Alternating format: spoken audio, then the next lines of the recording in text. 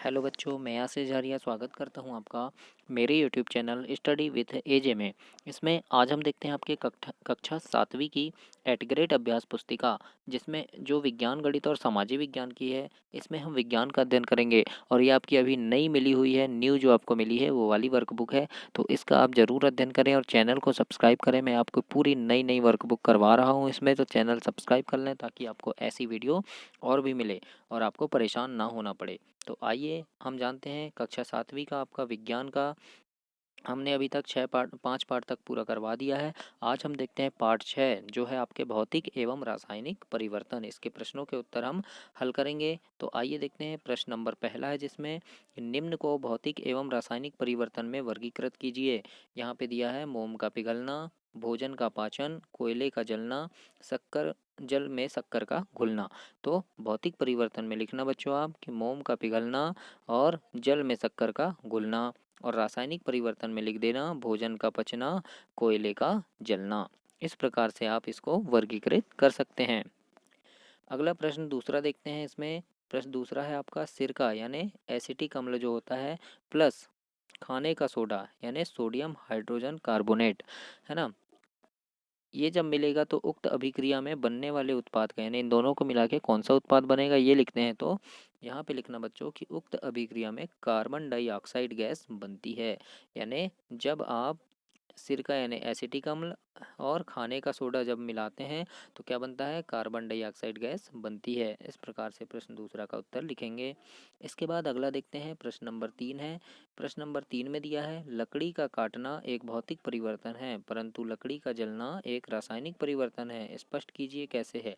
तो उत्तर में लिखना बच्चों लकड़ी को काटने पर लकड़ी के गुण में कोई परिवर्तन नहीं होता है ना, कोई परिवर्तन नहीं होता है। लकड़ी है तो लकड़ी ही रहेगी, काटेंगे भी तो भी लकड़ी रहेगी, है ना। इसीलिए यह क्या है, भौतिक परिवर्तन है। परंतु लकड़ी के जलने पर एक नया पदार्थ बनता है, इसलिए यह रासायनिक परिवर्तन है। जब हम लकड़ी को जला देते हैं तो नया पदार्थ बन जाता है ना, कोयला बन जाता है या राख बन जाती है, तो वो क्या हो गया, रासायनिक परिवर्तन हो गया।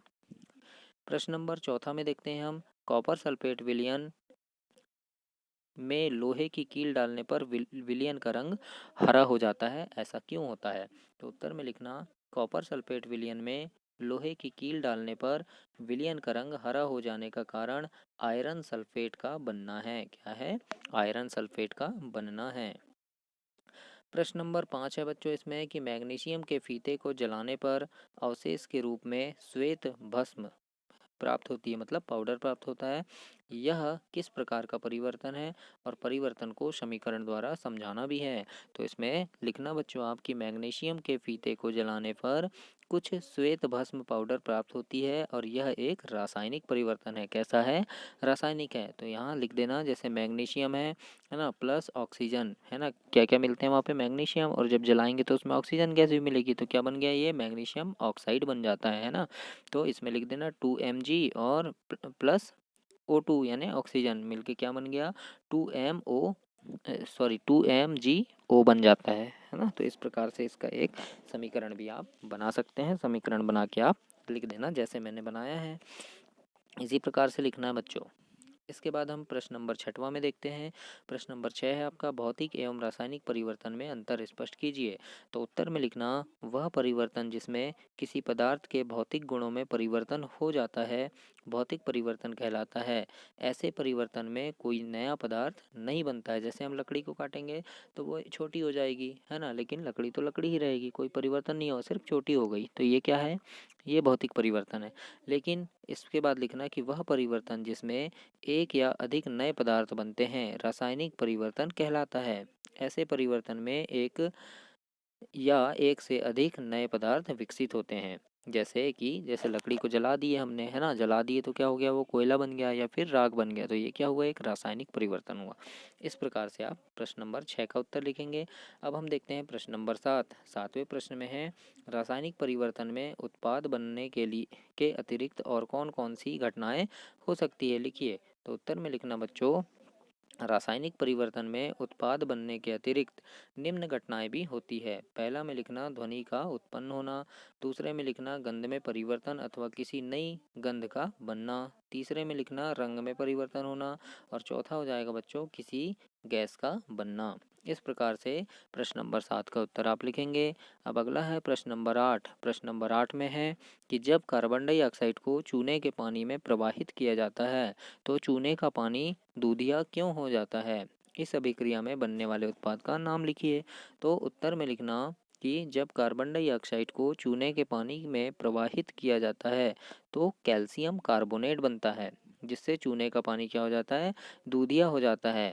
और इसमें सूत्र में क्या लिखना बच्चों? सूत्र में लिख देना आप कार्बन डाइऑक्साइड प्लस चूने का पानी, यानी जब दोनों को मिलाते हैं तो क्या बन गया? कैल्शियम कार्बोनेट प्लस जल, है ना। तो यहाँ लिख देना CO2 यानी कार्बन डाइऑक्साइड प्लस CaOH2 यानी चूने का पानी। CaOH2 किसको बोलते हैं? चूने का पानी, है ना। जब इनसे क्या बन गया? CaO3 plus H2O। इस प्रकार से आप एक समीकरण यहाँ पे बना सकते हैं। इसके बाद प्रश्न नंबर 9 है आपका। अगला प्रश्न है कि कॉपर सल्फेट के क्रिस्टल कैसे बनते हैं, इसका वर्णन कीजिए। तो उत्तर में लिखना बच्चों कि किसी बीकर में लगभग 1 कप जल लेकर उसमें तनु सल्फ्यूरिक अम्ल की कुछ बूंदें मिलाते हैं और जल को गर्म करते हैं। जब जल उबलना आरंभ कर दे तो इसमें धीरे धीरे कॉपर सल्फेट का चूर्ण निरंतर चलाते हुए मिलाते हैं। कॉपर सल्फेट का चूर्ण जब तक कि उसमें और कॉपर सल्फेट घोलना संभव ना हो, है ना, विलयन को फिल्टर पेपर की सहायता से छानकर ठंडा होने देते हैं। कुछ समय बाद कॉपर सल्फेट के क्रिस्टल बन जाते हैं। इस प्रकार से प्रश्न नंबर 9 का उत्तर आप लिखेंगे और ये आपके पृष्ठ क्रमांक 67 में भी आपको मिल जाएगा। इसके बाद हम प्रश्न नंबर 10वां देखते हैं। 10वां का ए नंबर का प्रश्न है आपका कि लोहे में जंग लगने की प्रक्रिया को रासायनिक समीकरण द्वारा समझाइए। तो उत्तर में लिखना जंग लगने की प्रक्रिया को निम्नलिखित समीकरण द्वारा व्यक्त किया जा सकता है। कैसे? लोहा है प्लस ऑक्सीजन प्लस जल, है ना, तीनों मिलके क्या बन गए? आयरन ऑक्साइड यानी जंग बन जाता है। तो लिखना Fe यानी लोहा, है ना, आयरन, O2 यानी ऑक्सीजन और H2O यानी पानी। जब लोहा कहीं भी रखा रहता है देखे होंगे वायु के संपर्क में आता है और जब बारिश होती है तो उसमें क्या हो जाता है? जंग लग जाता है ना। ये तीनों चीज़ मिलते हैं तो जंग लग जाता है और क्या बन जाता है? Iron oxide. मतलब जंग का सूत्र क्या है? Fe2O3 बन जाता है। इस प्रकार से आप लिख देना और यहाँ पे लिख देना कि जंग लगने के लिए ऑक्सीजन और जल दोनों की उपस्थिति जरूरी होती है। इस प्रकार से प्रश्न नंबर 10 का ए का उत्तर लिखेंगे। और प्रश्न नंबर 10 का बी है कि लोहे को जंग से बचाने के लिए आप क्या क्या उपाय करेंगे।